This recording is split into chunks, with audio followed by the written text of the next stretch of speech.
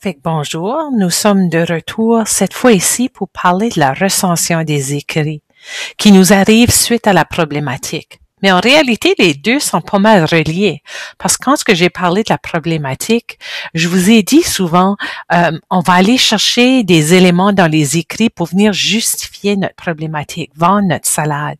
Puis ça vient de qu'est-ce qui existe dans les écrits. Puis la recension des écrits, là, c'est un peu comme des mauvaises herbes. Il y en a partout. Il faut essayer d'aller les traiter un à la fois. Fait que c'est comme les articles de recherche, il y en a plusieurs, il faut aller les lire, décider quels qui sont importants pour nous autres. Puis après qu'on a tout traité les mauvaises herbes, ça pousse de nouveau, puis il faut y retourner.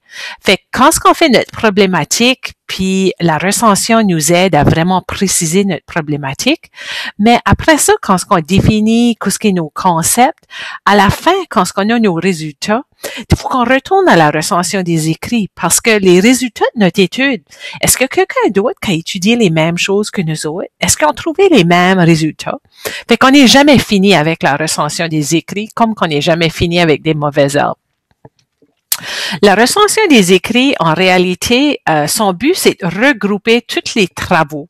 Mais on peut pas juste les regrouper. Il faut qu'il y ait un certain logique. On va faire un examen critique de qu'est-ce qui a été écrit sur les différentes variables qui nous intéressent. Ok? Puis on a vu que pour être capable de faire cet examen critique-là, ben on vous a donné des conseils sur comment lire et résumer des articles de recherche. Puis oubliez pas, la méthode simple là, a une section sur comment est-ce qu'on peut utiliser des mots de transition, comment est-ce qu'on peut faire des bons résumés d'articles. Fait que retournez à la méthode simple pour voir qu'est-ce qui se passe à ce niveau-là par rapport à, je pense, c'est le I, information communiquée, puisque vous trouverez cette information-là. Les travaux qu'on va regrouper dans la recension des écrits, on peut les trouver à plusieurs endroits. Fait qu'on peut les trouver dans les bases de données reliées à la science infirmière comme CINAHL, PubMed, ProQuest. On peut les trouver sur des sites web officiels comme les rapports de recherche au gouvernement. On peut les trouver sur des sites web de nos associations professionnelles. Et on peut aussi les trouver dans comme les Google Scholar, qui est un engin de recherche plus professionnel qui va nous aider à trouver des sources crédibles d'informations.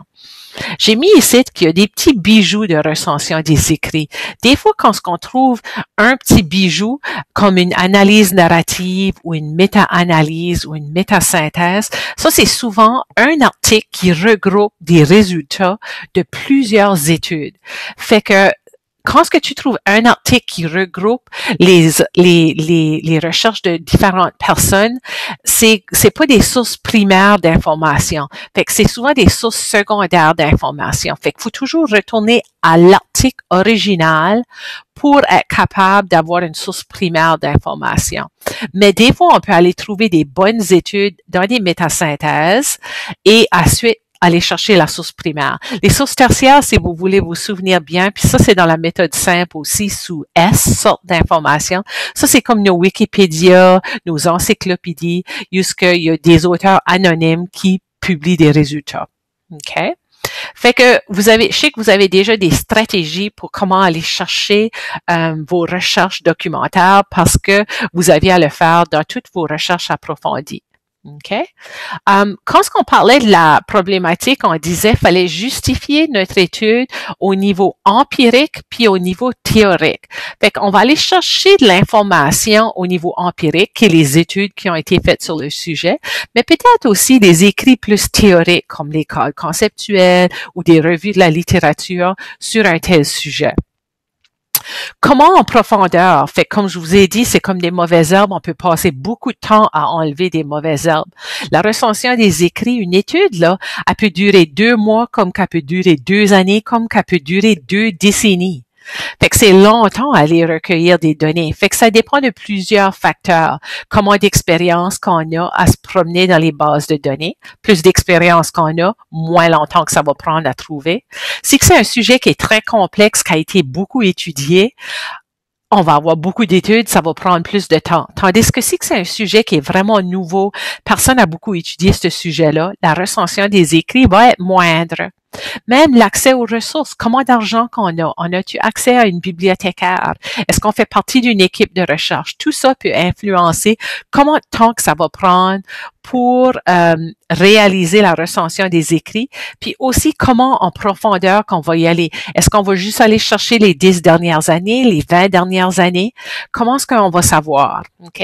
So, ça, c'est des choses, il y a plusieurs facteurs qui peuvent venir influencer la longueur de notre recension des écrits, mais elle est importante. Elle est importante, comme je vous disais, pour raffiner votre problématique. Elle est importante pour mieux connaître les variables.